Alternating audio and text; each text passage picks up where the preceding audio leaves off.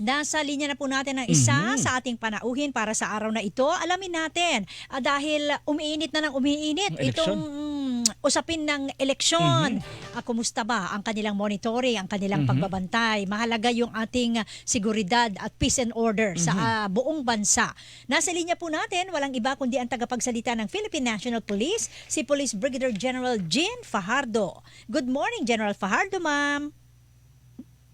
Magandang umaga po, Ma'am Tuesday at Sir Christian at sa lahat po ng nakikinig at nanonood sa inyong programa. Magandang umaga po. Good morning. General, ma'am, ito pong gusto naming malaman kasi may mga umiiral tayong mga regulasyon habang panahon ng eleksyon katulad na lamang nitong gun ban. Kumusta po ba ang inyong monitoring sa pagpapatupad nitong gun ban?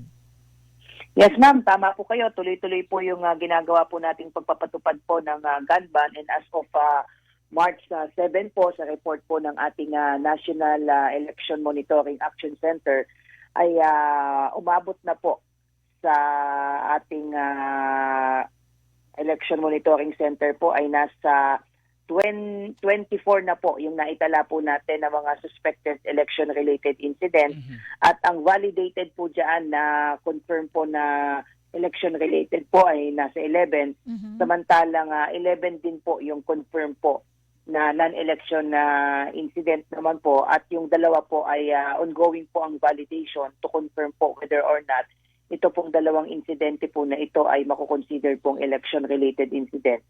Doon naman po sa mga firearms po, ma'am, na nakumpiska ay umabot na po ito sa 1,563 samantalang ang firearms din po nating nakumpiska ay 1,563 din po. Ayun. Yung nababanggit ninyo kanyo na election-related incidents, anong klaseng mga insidente ito, ma'am, na election kanyo nga related? Mayroon bang pinatay na kandidato, nasugatan o inambush? Paano po yun?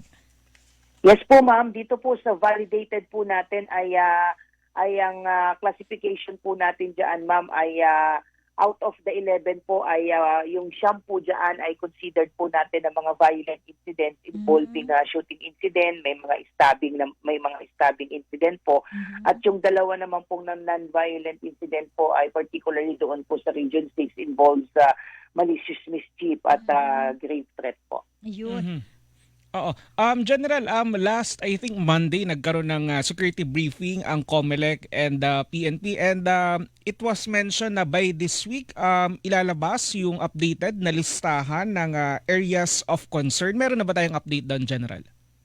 Iniintay pa rin po natin sir, na maglabas po ng official copy po ang COMELEC. Tama po kayo, last week po ay nagkaroon po ng second joint meeting po ang task force na pangunguna nga po ng ating chairperson ng COMELEC at inilabas po natin doon yung initial second list po ng mga recommended po natin na mga areas with election areas of concern at isusumiti po yan sa Committee on Gun Ban and Security Concern na magsasagawa din ng sarili po nilang validation and assessment. At the same list po ang ipapasa po nila sa NBank at ang NBank po, sir, ang mag-a-approve po whether these recommended areas will be considered by the COMELEC at doon pa lamang po maglalabas po ng official list po ang COMELEC NBank. But comparing po doon, sir, sa una po nilang nilabas na official list ng January 8 po ay may konting nakita po tayong changes po doon sa figures na nilabas last week.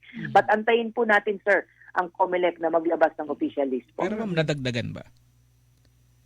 As to the total number, sir, ay hindi po nadagdagan.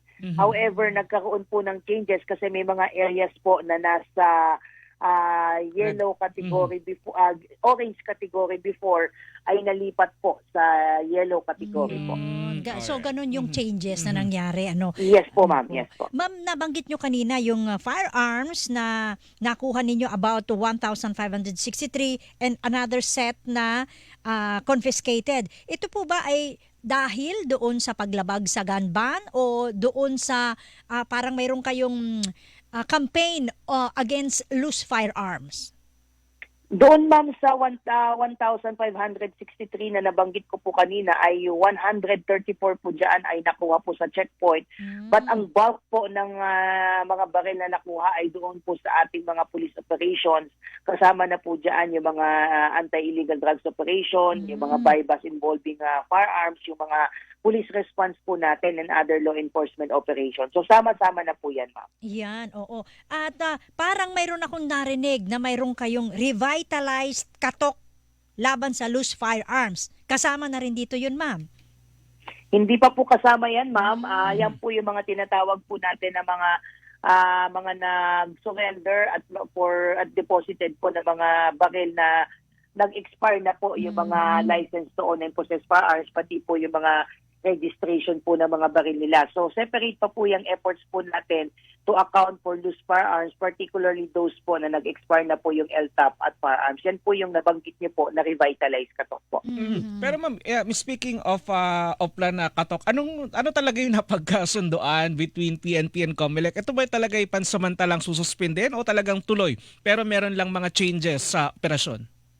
Yes po sir, linawin po natin dahil nga nagkaroon nga po ng agam-agam ang ating chairperson po ng COMELEC na baka magamit nga po itong ating matagal ng National Firearms Gun Control measures po natin through the revitalized kato kasi nga dahil nasa ilalim na po tayo ng election period, may mga agam-agam na baka magamit ito to intimidate, harass po yung ating pong mga aspirants. At napatunayan naman po natin at naipaliwanag po natin na this is not the only election period po na ating pinagdaanan na sinasagawa pa rin po natin yung ating revitalized katok. But in response po doon sa hangarin po ng COMELEC na alisin po yung agam-agam ay nagkaroon po ng adjustment in terms po ng itong implementation at kinonsider po natin yung suggestion po ng ating COMELEC na pag-aralan din po na maliban po doon sa face-to-face o physical visitation po ng ating mga pulis ay gamitin din po natin yung mga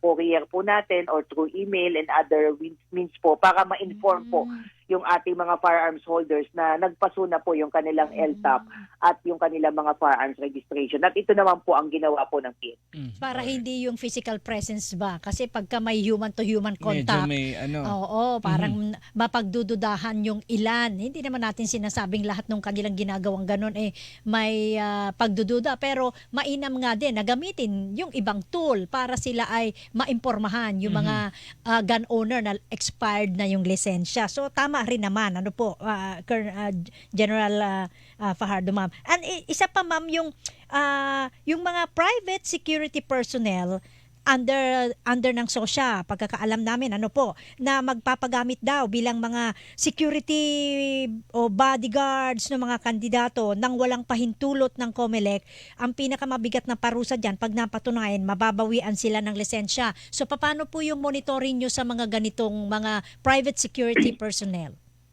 Tama po ma'am, as part of regulatory function po ng ating PNP SOSYA ay nagsasagawa po sila ng mga random inspection po doon sa ating mga detective agencies including their security guards dahil malinaw po na hindi lamang po police at any uniform personnel ang bawal po na mag-serve as mga protective security personnel po sa ating mga aspirants. Kasama na po dyan yung mga tinatawag po nating mga force multipliers, yung ating mga security guards at pati na rin po yung mga tinatawag nating protection agents. At once ma-identify po natin at ma-confirm na sila po ay nagpo-provide po ng unauthorized security services, ay makakasuhan po sila dyan dahil it will constitute election offenses plus yung possibility po na ma-cancel at ma-revoke po yung kanilang license to exercise security profession po.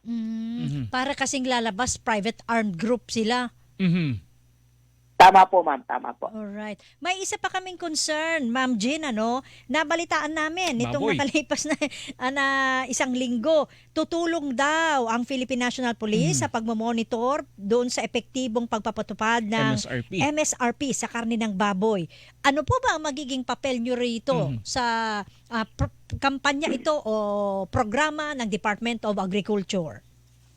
Ang magiging papel po ng PNP dyan, ma'am, ay limited po sa pagpo-provide po ng security assistance kapag mag-iikot na po yung mga representante po ng mga Department of Agriculture, and even po yung ating Department of Trade and Industry kapag kailangan nilang mag-check, magkasagawa po ng mga random inspection para po i-monitor nga po itong MSRP po, ay naandoon po yung police para siguraduhin na magiging ligtas at secure po yung kanilang mga tauhan po. Mayroon po ba mga resistance doon sa panig ng mga vendor o mga nagtitinda sa palengke kapag ka nag-iikot na at sinasabihan sila na dapat ganito lang ang presyo ninyo, susunod kayo sa MSRP ha? Baka Mayroon may po ayaw bang- sumunod. Oo, mayroon bang mga nagre-resist?